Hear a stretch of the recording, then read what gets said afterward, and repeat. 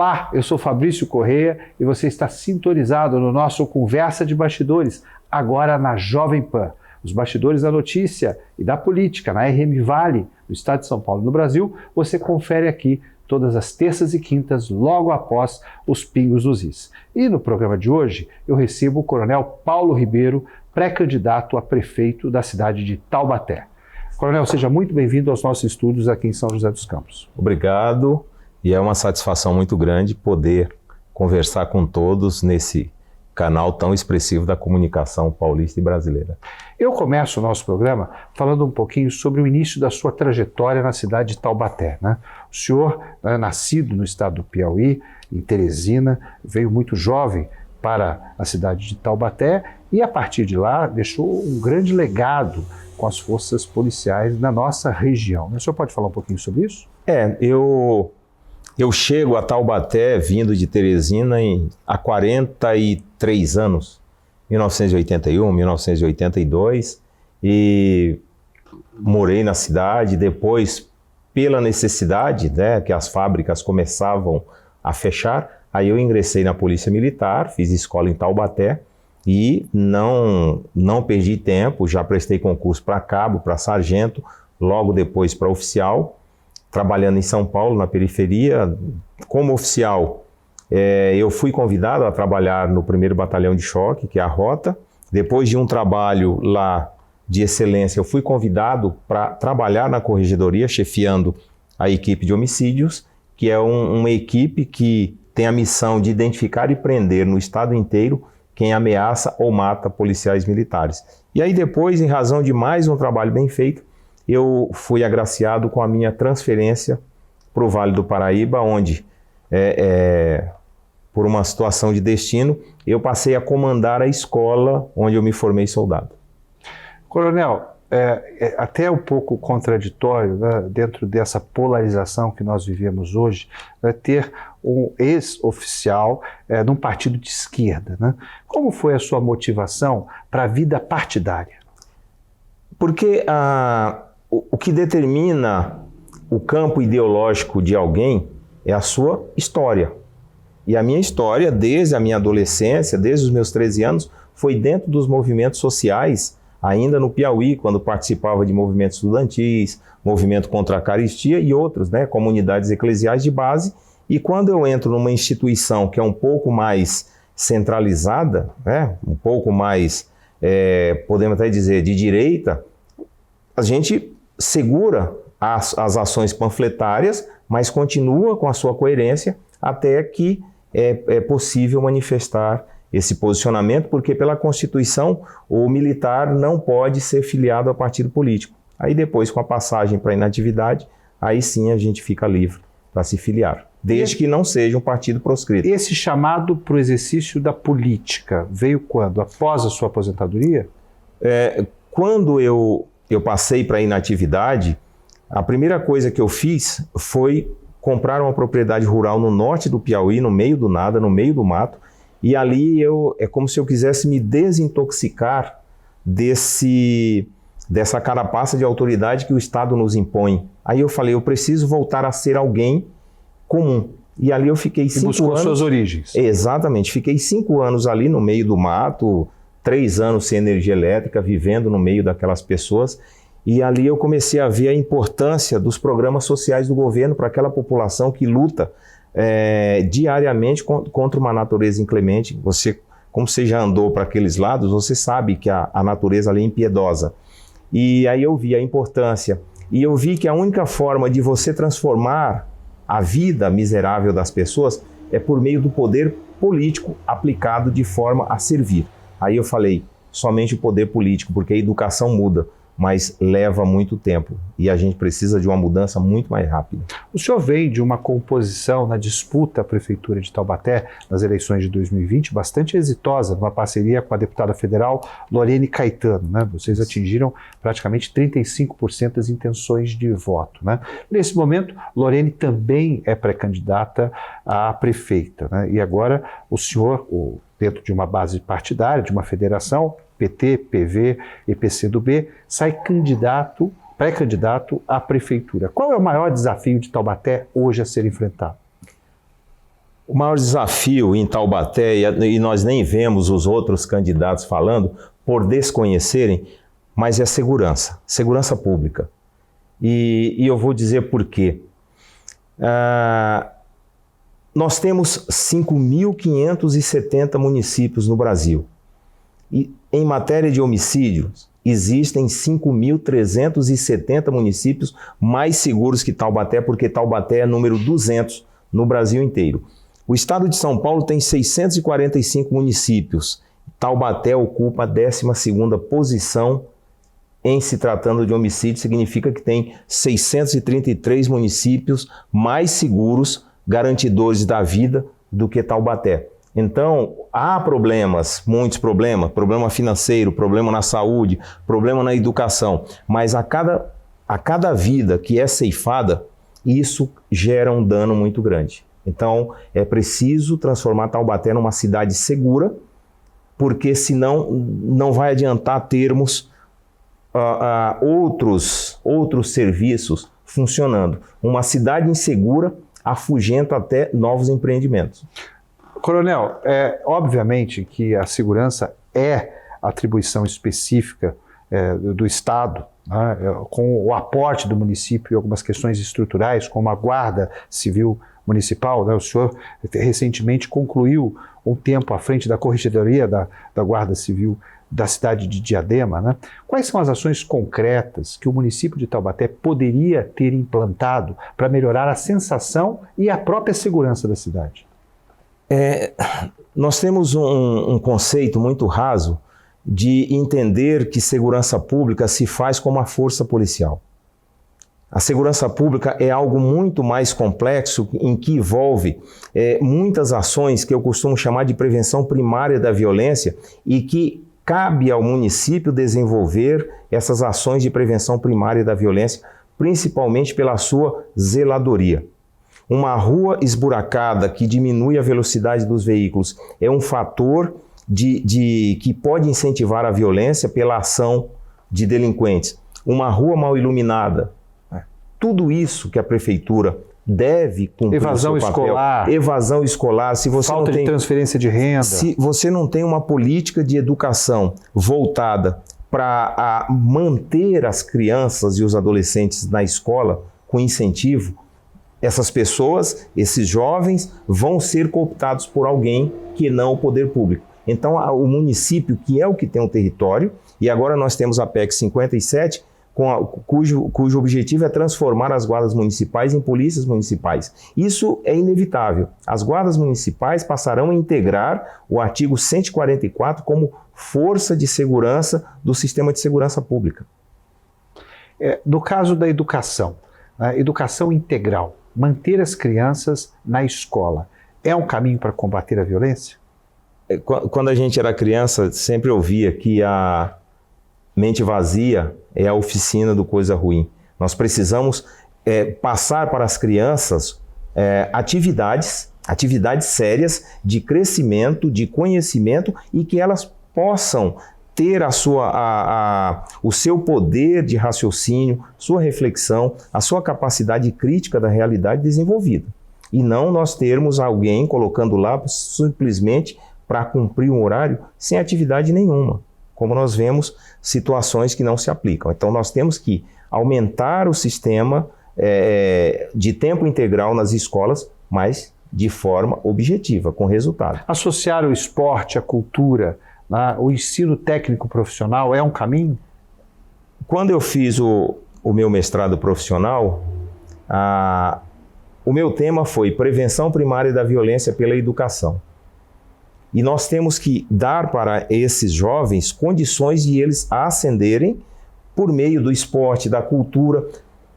Você imagina quantos Gustavo Kirten, Guga, não existem nas periferias do Vale do Paraíba, que não aparecem porque os municípios não colocam à disposição quadras de tênis. Em Ubatuba nós vemos aqueles garotos praticando surf, nós vemos exemplos.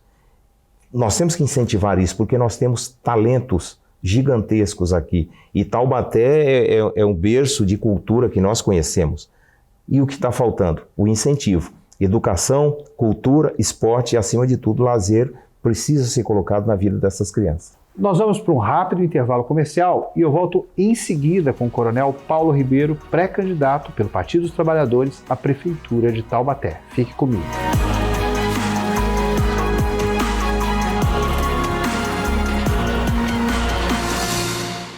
A Risoteria e Restaurante Vila Lobos tem deliciosos risotos, gastronomia variada, ambiente aconchegante e espaço para eventos.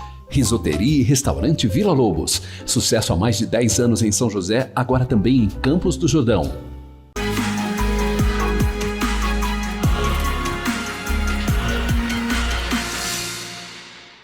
De volta com o nosso Conversa de Bastidores, agora na Jovem Pan. Os bastidores da política na RM Vale, no estado de São Paulo e no Brasil, você confere aqui todas as terças e quintas, logo após os Pingos nos Is. No programa de hoje, eu recebo o Coronel Paulo Ribeiro, pré-candidato a prefeito da cidade de Taubaté. Coronel, Taubaté, na gestão Saúde, foi paralisada por 100 dias porque o prefeito disse que não havia dinheiro em caixa. Depois ele paralisou a prefeitura novamente, dizendo que o déficit da prefeitura ainda era praticamente difícil de ser enfrentado. A cidade continua sem recursos. Como o senhor vai lidar com essa situação? A primeira coisa é reconhecer que deve e que tem que pagar. Porque o município, quando se torna insolvente, investimentos deixam de vir. Quem é hoje o grande garantidor de Taubaté? É a União, até mesmo por um empréstimo que foi feito na Corporação Andina de Fomento, a CAF. O garantidor desse empréstimo é o governo federal e as prestações estão se acumulando, estão atrasadas. O que nós temos que fazer? Nós representamos um partido que é o partido do presidente da República e que nós somos a única candidatura com essa capacidade de negociar diretamente com o governo federal essa repactuação dessa dívida. Nós vamos pagar, mas nós temos que pagar de uma forma que não comprometa os serviços do município. E essa é a saída. Porque o débito existe, não fomos nós que fizemos o débito, mas um problema não é nosso até chegar ao nosso conhecimento. Aí sim, aí é problema nosso, independente de quem tenha causado. Agora, isso tem onerado muito a questão dos serviços que são prestados pela prefeitura à população, né? Por exemplo, a saúde. Todos que a gente conversa diz que o sistema de saúde municipal tem demorado excessivamente no atendimento à saúde básica. É uma realidade que o senhor consegue mudar? O que nós temos hoje é que um exame simples, um exame de rotina, um exame laboratorial, existe uma fila. E é possível resolver esse problema, sim, porque seja aumentando a capacidade de atendimento ou mesmo estabelecendo parcerias com laboratórios. O que nós temos é que colocar a população sendo atendida. Agora mesmo eu fui lá no meu mecânico e ele falou que a filha dele, para uma extração do apêndice, foi para Aguará. Há 30 dias esperando para ser operada, foi para Aguará porque Taubaté não teve condição de atendê-la.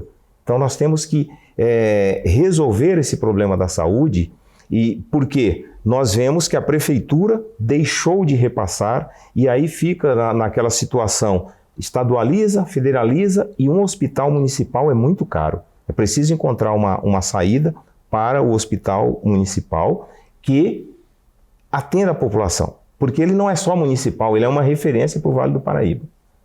Outro assunto bastante comum é a questão da formação profissional para as vagas que Taubaté tem buscado por meio da implantação de novas tecnologias dentro da cidade, né? A cidade acabou de anunciar publicamente os investimentos da Evitol e da própria CSN. Como criar uma condição específica para que mais empresas se instalem em Taubaté e tenham na cidade a mão de obra necessária? Em Diadema foi criado o programa Manuel Quirino, que o governo federal, o ministro Luiz Marinho, ministro do Trabalho, transformou esse programa num programa nacional, que é de iniciação para os jovens e requalificação para os trabalhadores. O que nós temos que fazer? Nós temos Escola do Trabalho em em Taubaté, e nós temos a Escola Municipal de Ciências Aeronáuticas. E Taubaté começa a receber essa planta de produzir aeronaves. O carro voador é uma aeronave. Tá? Então nós vamos qualificar essa mão de obra para que, quando cheguem esses empreendimentos e uma empresa como a Embraer produzindo eVTOL vai vai agregar novas empresas à sua volta, necessitando dessa mão de obra qualificada. E nós temos que ter unidades de formação dessa mão de obra para garantir dentro da cidade as vagas de emprego que foram perdidas ao longo desses 15 anos. Como o senhor avalia o primeiro ano, né, o primeiro ano e meio do governo Tarcísio de Freitas? Eu analiso no aspecto que eu domino a segurança pública. Capitão Derrite. Não está encaixando. Não está encaixando, e eu digo por quê. Porque estão fazendo a abordagem incorreta da segurança pública. O senhor é contra a repressão na segurança pública? É lógico, porque é uma coisa conceitual. Se eu tenho vamos falar da Polícia Militar, que é o maior efetivo, com 79 mil homens hoje. E é uma polícia ostensiva, que age para que o delito não aconteça. Como é que a polícia preventiva atua repressivamente? Está havendo um erro conceitual. Ela precisa se mostrar para que o crime não aconteça. E eu digo, uma polícia ostensiva, quanto mais mata, quanto mais prende, mais ineficiente é. Porque ela está agindo em cima do erro dela. E onde está o grande erro? Nós estamos jogando no campo do adversário com as armas do adversário. E quando você faz isso, você perde. Um dos desejos do governo Saúde era a implantação de escolas cívico-militares na cidade de Taubaté. O senhor é a favor dessa ideia? Não, completamente contra.